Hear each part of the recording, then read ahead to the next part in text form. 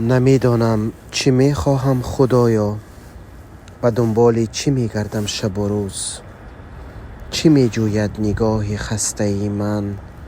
چرا افسرده است این قلب پرسوز؟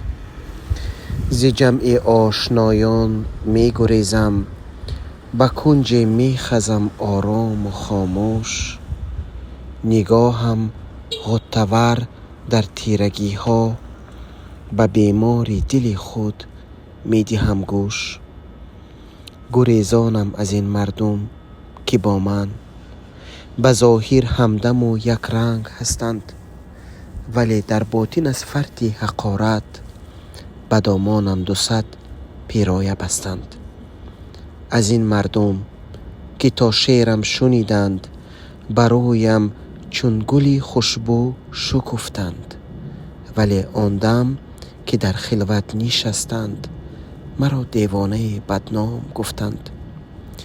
دلی من، ای دلی دیوانه من، که می سوزی از این بیگانگی ها، مکن دیگر ز دست غیر فریاد. خدا را بس کن این دیوانگی ها.